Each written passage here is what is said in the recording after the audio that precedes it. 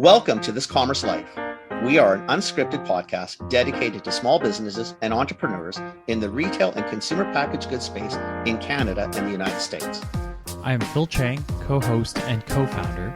And I'm Kenny Vanucci, co-host and co-founder of This Commerce Life. Our love is the journey to retail, and our passion is sharing that with you every week. My mom acting as grandma right now. Woo-hoo! Well, you're always grandma, but Yeah. That's good. But I'm normally in the Lower Mainland, and he's here in Victoria. So Oh, that's nice though. Gotcha. It's nice to spend a little bit of time. My mom and dad used to love that when the kids were little, which was a long time ago. Long time ago. yeah, mom's waiting for more.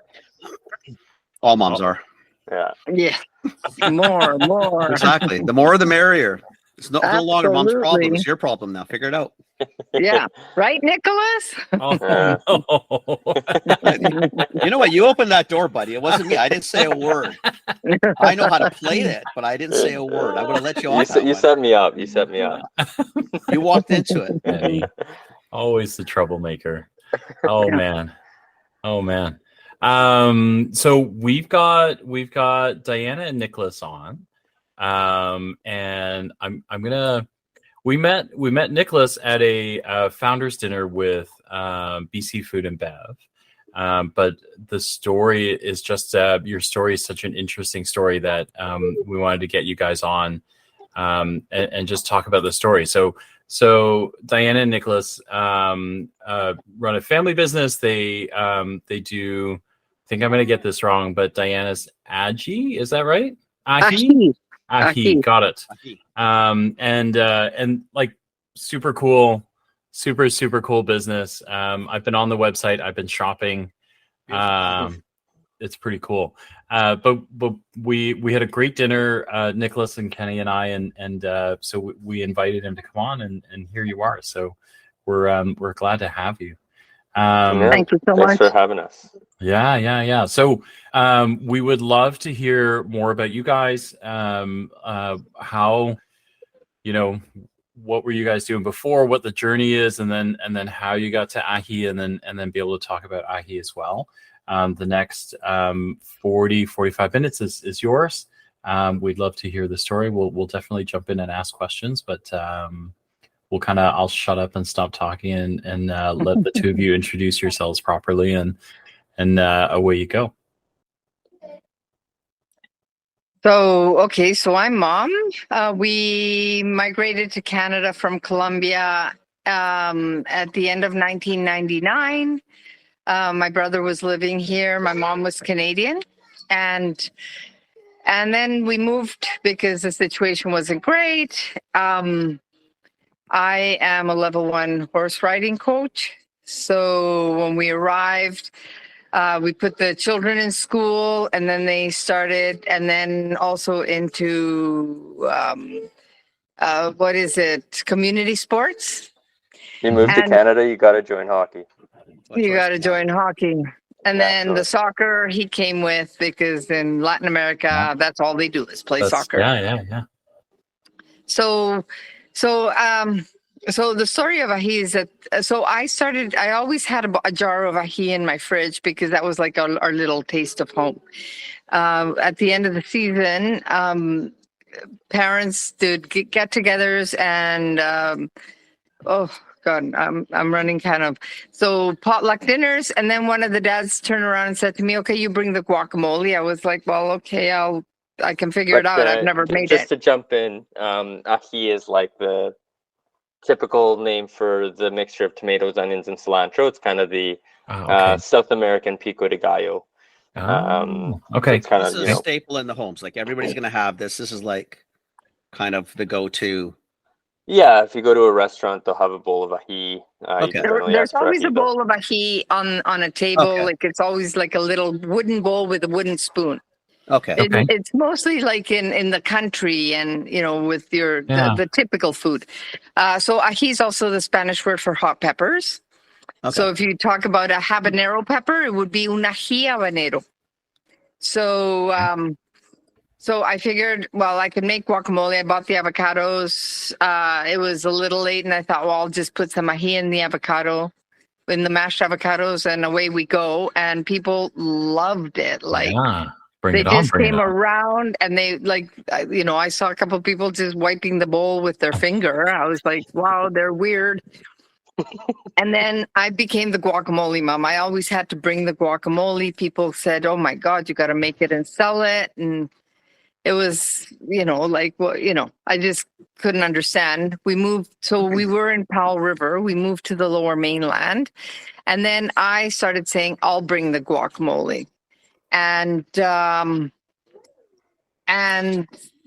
everybody, the response was the same. And in Powell River, I was a freelance photographer for the newspaper. And then when I moved here, I did a professionals in transition, and I was going to do it in photography. And in the end, there was a name of a lady in specialty foods. The lady gave me the name and the number. I called. I said, I've got a sauce. Would you like to try it? She said, sure. I made it, came over, and she didn't say anything. But the next day I got a call from a gentleman who was a distributor, and he said, you know what, if you make it, I'll sell it. So surprise, surprise. We ended up at a coffee shop. He gave me a list where to buy the bottles. I need to buy shrinks, design a label, nutritional facts, and we lost Mom. Lost her. Okay, Nick, you're on. Honestly, she mentioned earlier that her phone was low on battery, and that's okay. That's okay. We got. Let me just while Mom's not here. So, what she brought originally is sort of the hot sauce salsa, tomato-based product. Is that correct? Yeah. So her kind of recipe. Her recipe, and what she would do, because I add hot sauce to the guacamole when I make, or the avocados when I make guacamole. Yeah. Because when we've been in Mexico, that's what they do. They usually add a little bit of onion, a little bit of fresh tomato, a little bit of heat, lime, and avocado. I think and salt. Yeah. So it's the same principles in Colombia, same idea, or is it like but ají in Colombia doesn't have tomatoes, but it just doesn't have guacamole though, right? Like it's a straight up. It's a different. It's tomato, used cilantro, in multiple onion. Yeah, got it. Yeah, and it's also a sauce that's used other ways. Yeah, so I mean, in Colombia, if you go to a restaurant or something like that, they'll have one kind of ají level of spice. Like it's not really a bottled product. Basically, they just kind of chop it up fresh. If you go to someone's house for dinner, generally they have somebody that, chops things up fresh and makes the ají for you. It's kind of funny because everybody, relates South America and Latin culture with Mexico, because that's obviously what it's the easiest one where you go to, right? That's our go-to. Right. So people think that most Latin cultures are spicy, but most South American countries actually don't eat spicy, including Colombia. Yeah. Okay. So it's kind of that mixture of tomatoes, onions, and cilantro. But guacamole obviously exists, and it's a thing in Colombia, but it's not like a big thing. It's not even close to that's a Mexican kind thing. of like Mexico. Mm-hmm. Yeah, absolutely. Okay. So when Mom was asked to bring the guacamole, she's like, "Okay, I'll figure it out." Weird, and then just kind of in a last minute, she just mashed the avocado and mixed it in.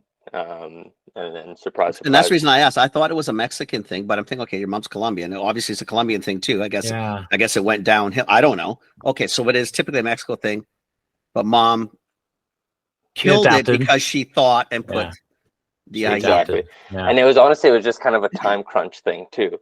When they asked her to make the guacamole, she's like, "Yeah, I'll figure it out. I'll look up a recipe or whatever, and I'll make it." Yeah. But then it was just kind of a last minute thing, I gotta bring guacamole. What am I gonna do? So she's like, well, because the ají does have all those things you basically mentioned there, Kenny. Has the tomatoes, onions, cilantro, vinegar, the salt, a little bit of lemon juice. So it's a simple. It's more or less the same, right? In essence. Yeah. Okay. Exactly. And we have kind of North Americanized it a bit, because we have a few different products. So the ones that Mom started with, they were kind of like a more chunky product. Right. They're the ones in the shorter jars. So we call them the condiments. And that's something that you really kind of have to spoon out of the jar. Like a North American salsa. Yeah, more similar to a salsa, but it's not a tomato paste base. There's no like tomato paste in it. It's a Oh, vinegar okay. base. So it's kind of like Oh. a pickled salsa. oh, Cool. Yeah. I got to go back to the Um, website now. See, this is what happens when you distract me. See, it's very dangerous. But then now we do have like the taller bottles. So what mom, again, our culture doesn't necessarily eat very spicy, but Canadians kept asking for spicier and spicier and spicier at the farmers markets naturally. So mom would just kind of come up with a new recipe, make it spicier. Yeah. So she had the mild and then the hot.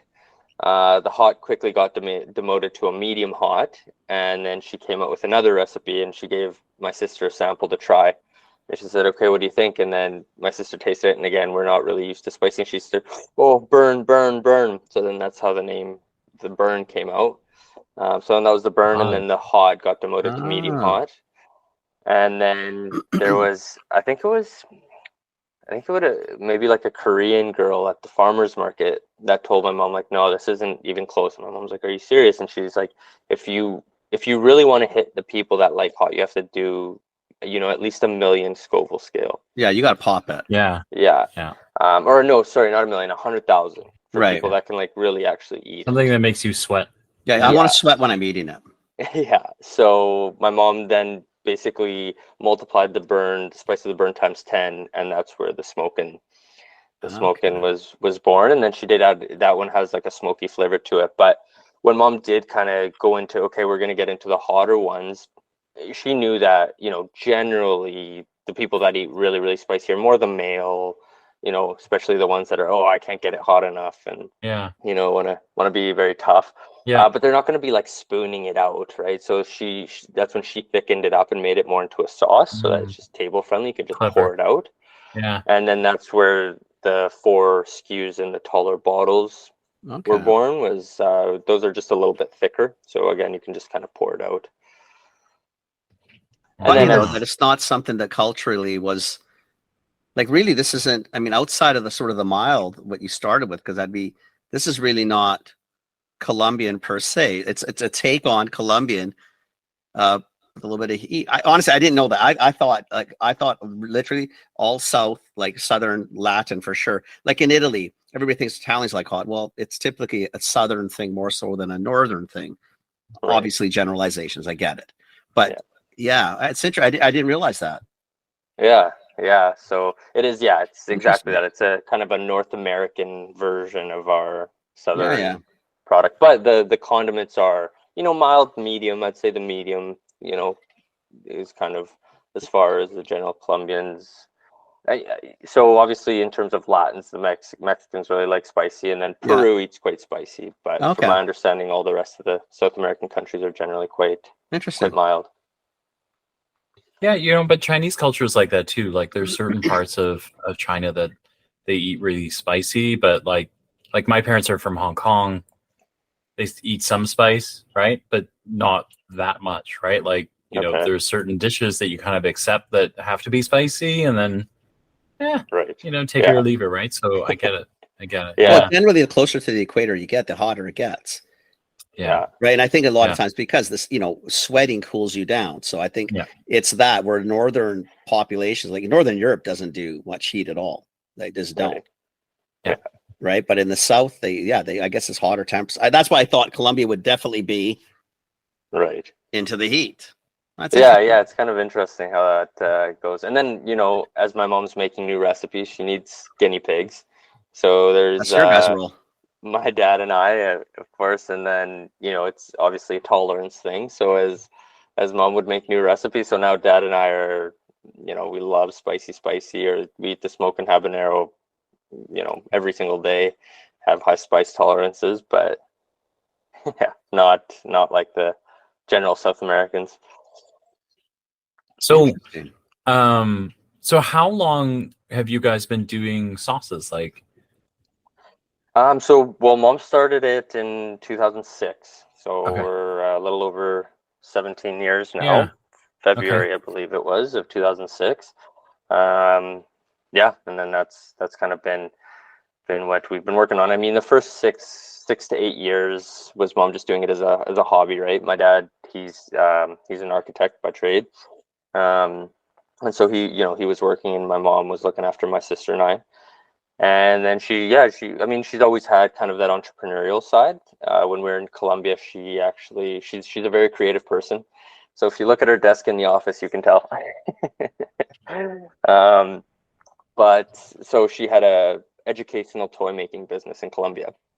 So she would make toys that would help children and people, not necessarily with disabilities, but maybe recovering from like an accident or brain injury, kind of get back into, kind of motor skills, coordination, that kind of thing. So she's an entrepreneur for sure. And yeah, like I said, she kind of just fell into it. She did her original goal with the professionals in transition course was to go into photography because she loves photography and she's an artsy person. There's paintings all over the place and loves painting, but so she kind of fell into it backwards, and so she was looking after my sister and I for those first 6 to 8 years and just doing it on the side. When she first kind of launched, I think there was one of my friends, because my sister and I, we played a lot of the sports. So I think at the time I was playing basketball for my high school, or not basketball, sorry, volleyball. And one of the moms said, "Oh, once you get the labels done and launched, I have a friend that has a store that wants to carry your products." And my mom, was a little like, "Oh, okay." I mean, she's never tried it or anything, but sure, that sounds great. So she bottles a case, right? 12 bottles, and takes it to the store. It's called Kitchen Garden in South Surrey in Peninsula Village there. And so she goes, she lets her try it, samples it, and she's like, "Oh yeah, it tastes really good. I'll take it." And my mom was like, "Okay, how many bottles would you want?" She's like, "I'll take the case. I'll take them all." She's like, "All of them?" Like, "Yeah." Okay. Wrote her a check. She kind of like walks out with a check, and she's like, Woohoo! "Oh my God, now I have to go make more." I got to do this again. That's hilarious. And then that just kind of worked out that way, and then just kind of started trickling into a couple stores, and then it just started growing and growing. And then my sister and I, we got a little bit older, so she didn't really need to be spending all her time looking after us, and started pushing it a little bit more and a little bit more. But my mom's hilarious. She kind of gets into these situations. She does very well, and she's very, just a great personality, and people just love it. So back, I guess this would have been, maybe early, like maybe 2012 or something like that. She kind of just made her way in getting into like the larger retailers like Save On Foods and Whole Foods. And it was, this tiny little company, this little lady that was just first really in the food industry. And pretty amazing how she did it. I mean, back then there was significantly less hoops to jump through to get those kinds of listings. But it's not that far back. No, it's not that far back.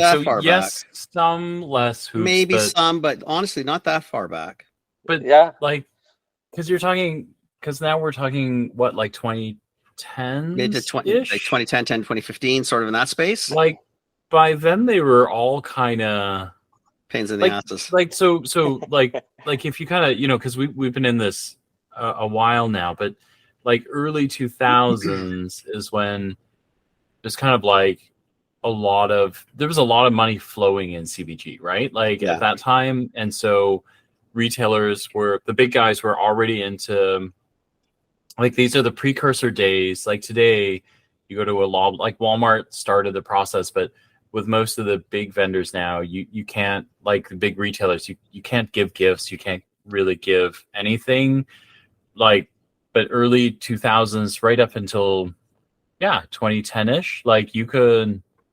One of the vendors I work for, I remember us renting out the NHL arena in Toronto, printing up jerseys that were the same color as the retailer, and then playing a game with them and making sure that they won the game. We had an announcer there. We paid for, like, right. So it was some really big dollars already, right? So your mom kind of wandered in at a time when they were like smelling money, right? Like, it wasn't the tough times it is now, right? So that's pretty amazing. Yeah, actually.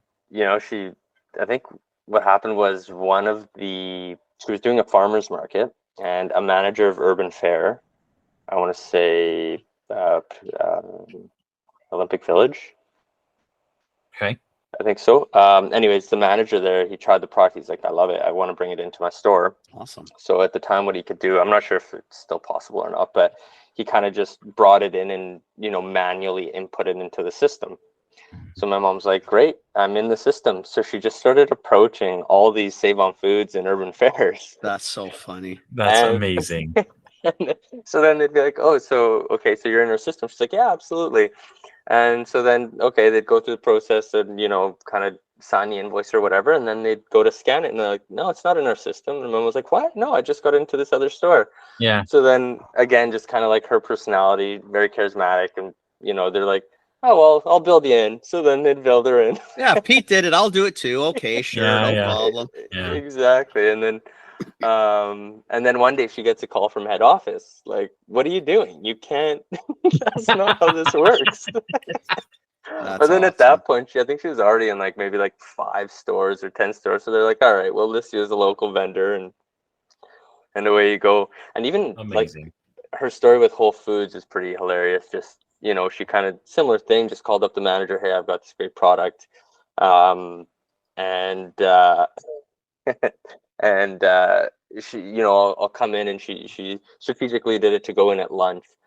I think just before lunchtime, I think it was like 11:30 when, and all the managers were hungry, and she made a big bowl of guacamole and chips, and there's a few other mixes that you can do with it.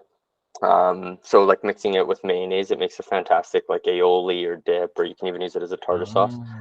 And so she just took all, mix it with ketchup, and it's kind of like a cocktail sauce, and like with honey or maple syrup, it's like a sweet chili. So she just took all these samples and just a bunch of chips, and the managers all sat there and just chowed her down, and she left a couple of cases of each, and that was that. That's how you do it, though, I guess, right? I mean, tough to argue it if you're all sitting there, chewing away. Yeah, it's hard to say no if you're all loving it. That's so funny. Wow. That's Okay, so funny. Now at this point, sorry, Phil. At this point, where's she making this now? At that point, is she making this at home? Was she already had a kitchen, or what was she doing? I think at that point we would make it out of a commercial kitchen. Part of it was done not fully regulated. She would do a lot of the chopping at home. All right, whatever. Overrated. Off the record, right?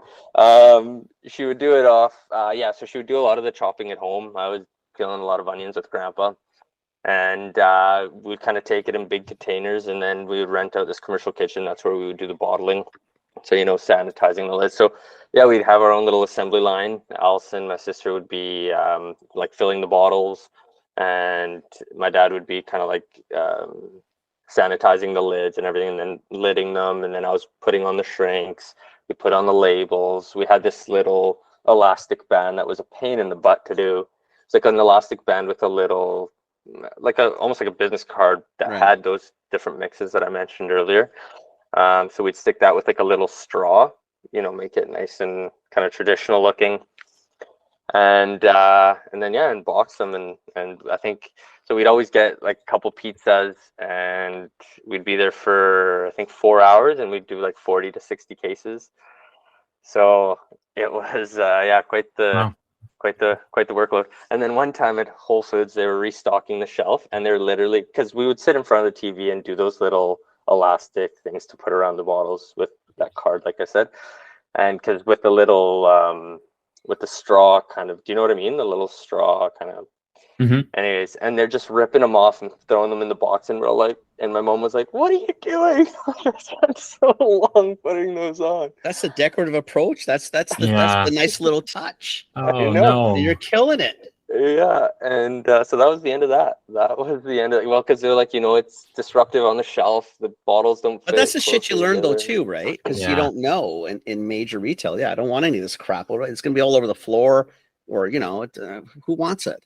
Yeah, totally. So that was the lesson, so funny. Which is kind of relieving. So it's like, okay, I don't have to sit there every day for 2 hours making these little things. So mom, she's quite the character, and has done an amazing job. Big hats off to her. It's pretty amazing. So yeah, I want to ask you about like so because you've had a really kind of neat view of this thing, right? Like you kind of grew up with it. You came here, had to go to school, kind of learn to play hockey amongst all the other sports, right? Get the sense that you're a sports player. But Yeah. did you when did I guess did you ever think that this was going to be something, and then when did you kind of see that this was going to be more than, kind of like your mom seems to be a lady of many talents. Like she's got this horseback riding certificate. She Made clearly can special do toll. photography, arts. She can do You know, toys. She can, it's only but eclectic, but it's yeah, pretty but cool. so when did you know? Or did you know? Yeah, did you know? I Or mean, do you know? Like, where's this thing still mulling going? it over. Yeah. Well, you could be. Well, your mom's No, not here. no. She's not here, so it's all good. Yeah. No, I mean, honestly, so growing up with it was great. Times were always relatively tight for us. Dad's an architect, but just getting over the hurdle of actually getting your license here and is just incredibly expensive and things. So yeah, things were tight growing up. I worked quite a bit. I mean, when I was in high school in the summers, I would get, a full-time job Monday to Friday, and then every weekend I was getting up in the morning to go do the farmers markets Friday, Saturday, Sunday. So, I never really like put a future thought into it. I mean, I've always seen the potential of the product. Obviously, I mean, I eat it every single day, and I'm still working. I went to university. Well, through all of high school, I studied sciences. So that was kind of, I just always thought science. I really enjoyed physics and like calculus. I also really like biology. But yeah, then I went to university first year, in sciences. I was at UBC Okanagan. And it was great, but I had a cousin who was a few years older than me that had a chemistry degree, and at that point, I think he'd already, like, straight out of university, was just working in film. I felt like, if I wanted to continue with sciences, and university science was significantly more challenging than high school. So my thought was, am I gonna work my ass off for the next 5 years to not use this degree? Like, what am I gonna do with it, right? And I didn't have a focus. I didn't have a specific end goal with it. So I figured, and I remember the day, it was very clearly when I was so on and off about making a decision about switching programs into business. But my train of thought was, if I go into business, I study, I'll at least learn, even if it's not a career path, I still want to understand how money works and what to do with it. And no matter what, there's no losing there. Right. And so that was so that was in second year university. So then I ended up transferring. And then I guess so that kind of held me back a year because I didn't have all the credits to get into the third year business program. And then I guess when I got into like the third year program, that was kind of preset, but fourth and fifth year, when you're kind of choosing your courses, I was really actually keeping in mind what was going to help the business out. I hadn't told my parents that that's how I was choosing my courses in any way. I guess I just kind of did it semi-subconsciously. Like, I knew I was doing it, but it wasn't something that I was like, okay, I'm going to go into the business after. And then I just took the course. So I was mainly, finance and marketing was kind of what I majored in. And then I guess I never, like I said, verbalized it to my parents, but then kind of by the end of my university, I just kind of knew I was going to go into the business because the business was it was growing. I found it very exciting, great experience. I have a great relationship with my parents. So, it was kind of an easy decision. But it's funny because, I mean, it's more, I guess, special to hear from my mom's perspective, because again, I'd never really told them until my mom called me one day and I had changed my voicemail. So, I didn't answer. And she said, "Oh, hi, this is Nick Gonzalez with Ahi Gourmet Products." And then, I think we cried because she was just so excited that I was going to be joining the business. And then I guess after that, I was like, they asked me, like, "Are you going to be working for us full time?" I was like, "Of course. What do you mean?" That's awesome. And yeah, no, it's been a journey for sure. Learned a ton, and no, and I'm committed. I mean, I just see the potential with it, and I'm excited to be a part of it for sure. That's really cool. That's really very cool. So cool. how long have you worked for the business now? So I kind of Oh, so sorry. full-time, I basically, guess as a since- full timer. Yeah. yeah. it's- So Pretty much you grew up in the Yeah. business. So. right, yeah. So as a Yeah. grown up I've been- who might be getting paid, how long have you Yeah, been? yeah, yeah. When did you start getting paid? You're like next year, maybe. I don't know if you're getting paid yet. I'm just assuming you might be. Hopefully in 2 to 3 years here. Oh.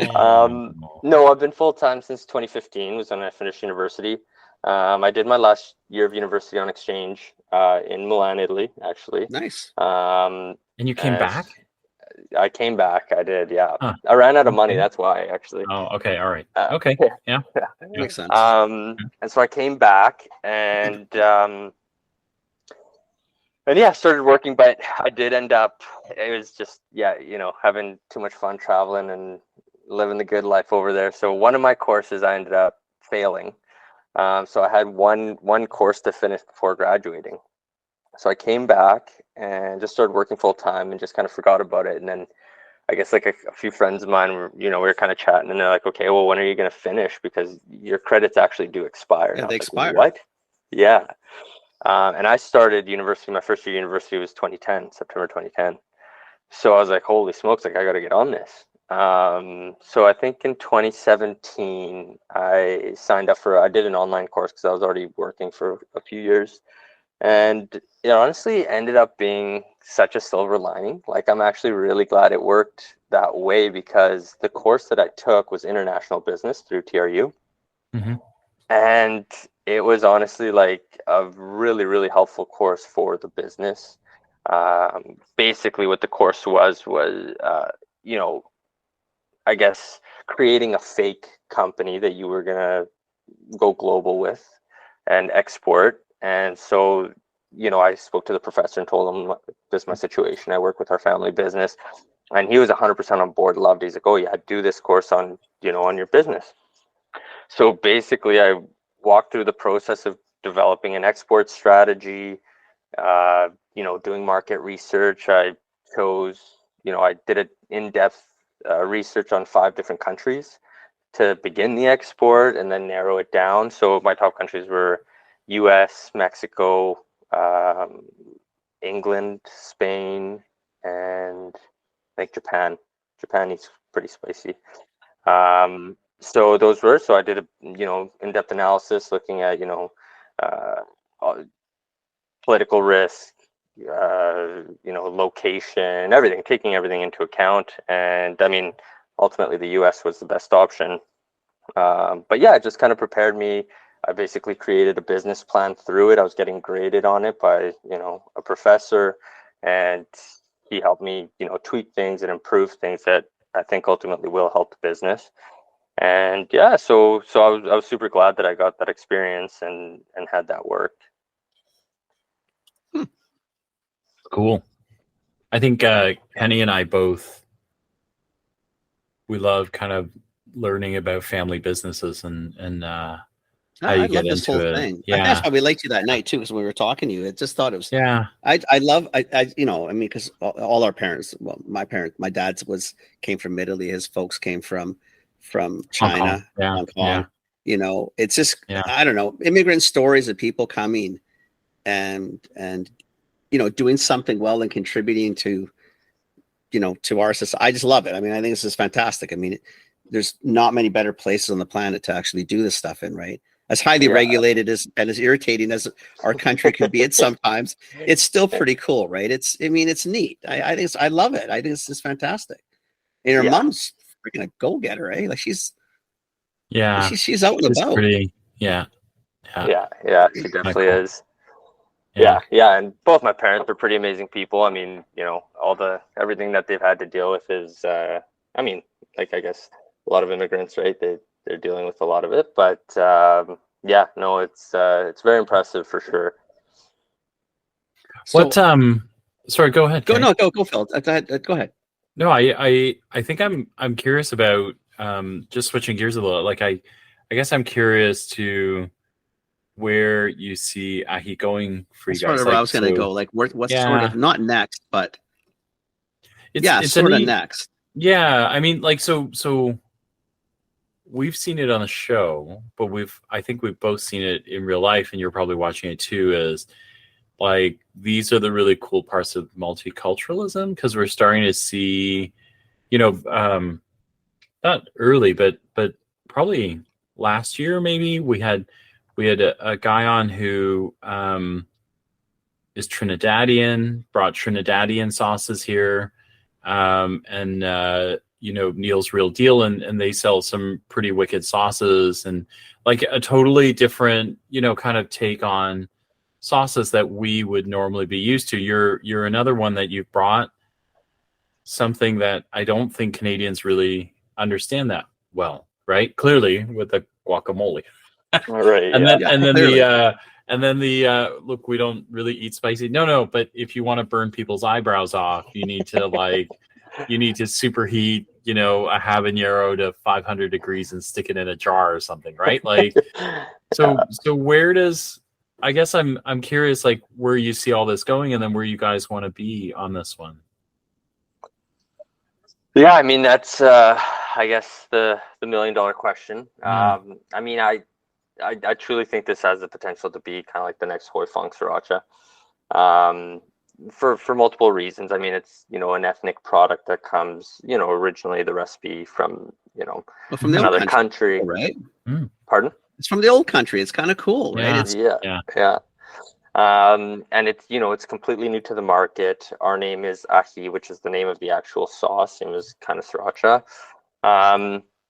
And it's so unique. It's so versatile. You know, I think we kind of have the edge on versatility with any other product. We kind of consider ourselves almost a tuxedo of hot sauces, because we're not, you know, the hot sauce that, you know, kick ass or burn your, you know, it's more of like, you know, this is a unique product. We do have spice, but our focus is primarily flavor. And, you know, I know everybody kind of claims that, but your recipes indicate that too. I tell you why I'm going to help people out, because they can't see us talking and stuff, but I'm flipping through the webpage as well, and you do offer a bunch of ways to use this in appies and mains.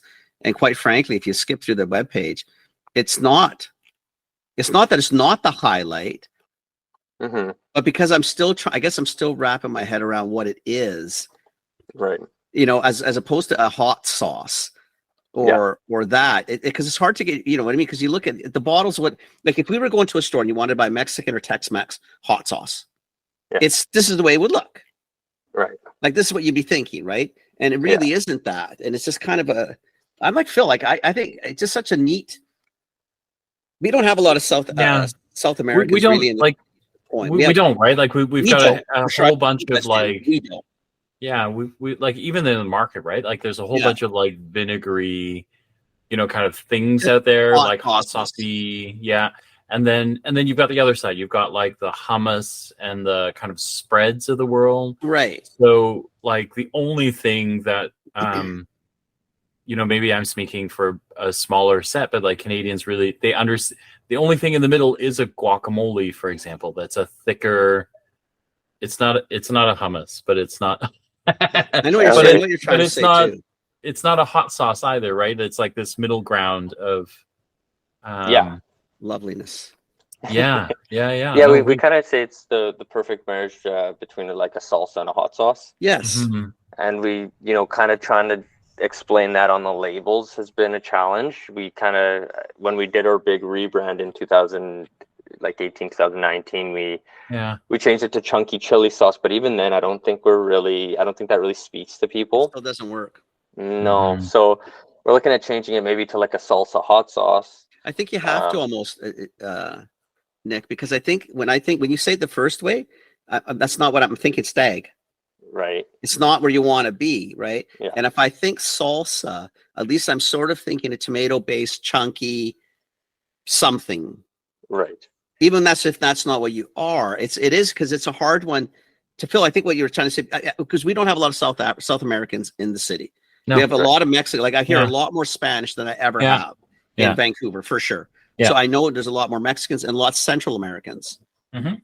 But I don't know Right. if I don't, you admit, know Nicholas more than I don't know if there's a ton of Colombians in the city. I mean, there's tons of everybody, but it's not the most Not a diverse significant city demographic for with sure. respect to South Americans at this point. Yeah, I mean, out east there's definitely bigger pockets of Right. Colombians and everything, but here, yeah, not a Not many. significant demographic. No.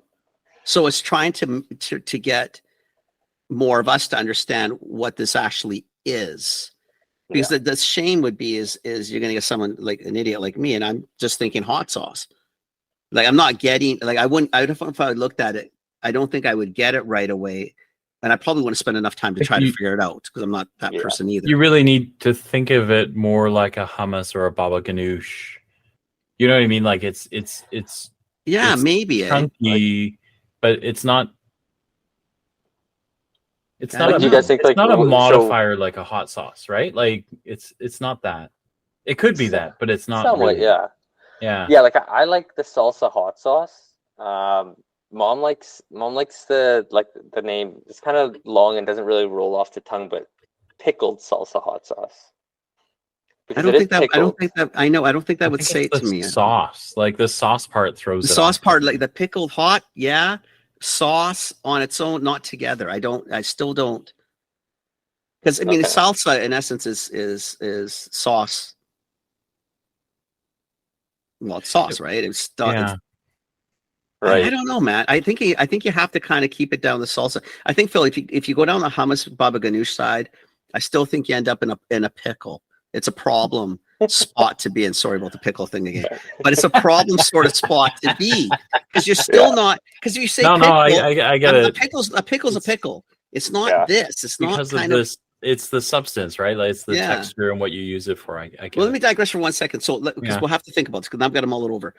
You also have the two guacamole mixes. Yeah. So, what are these?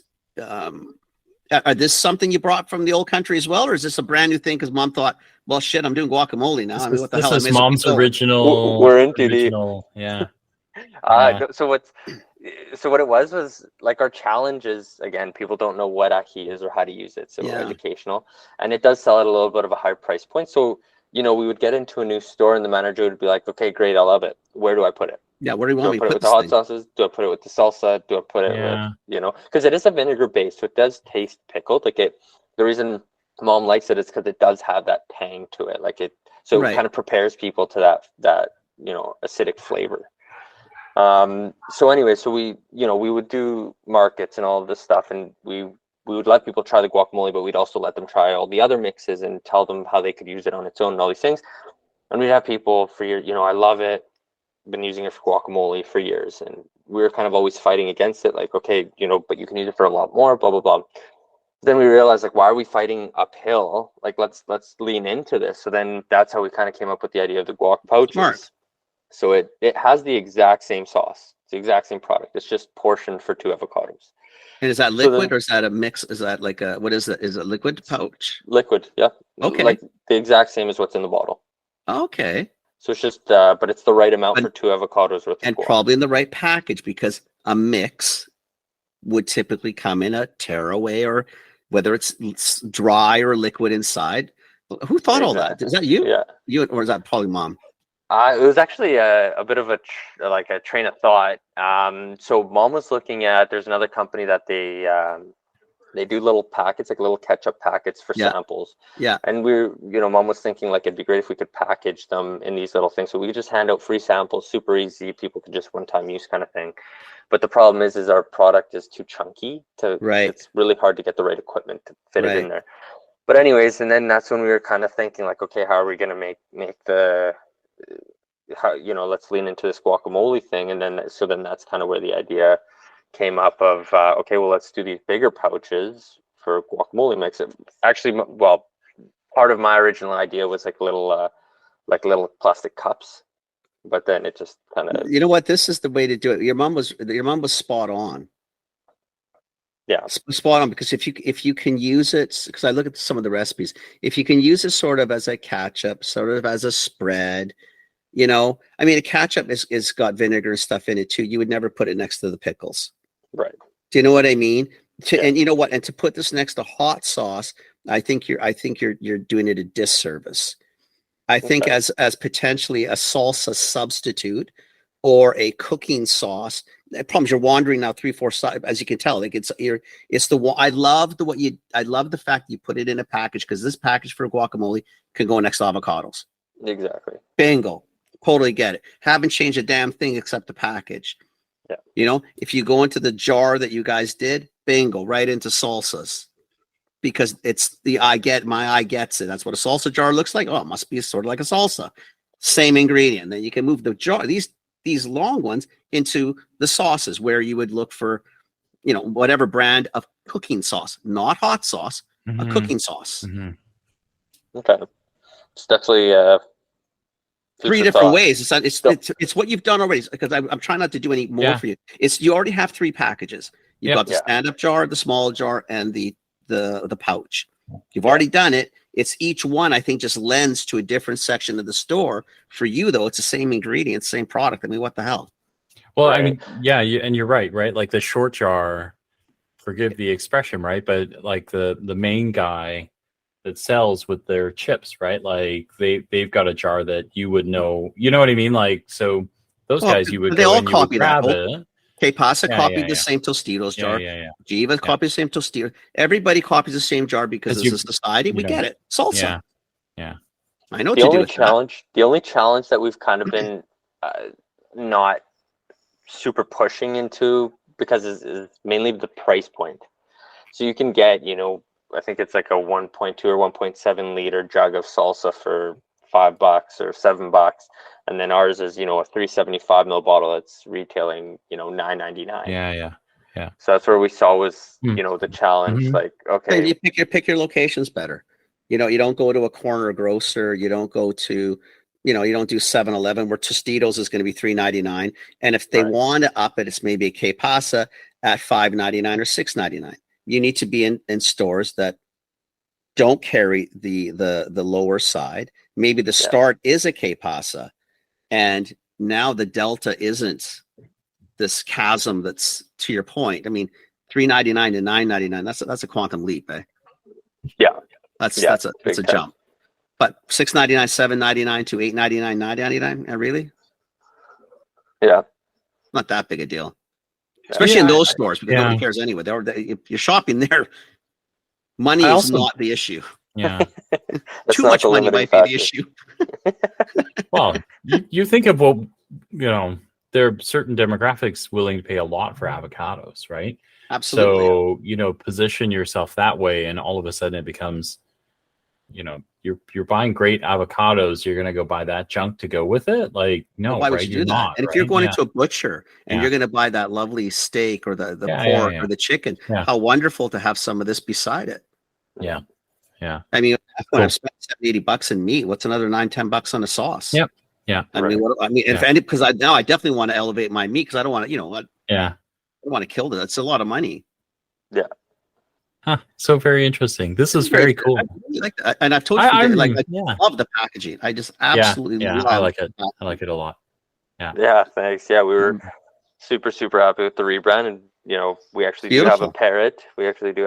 She's a rescue, and that's amazing.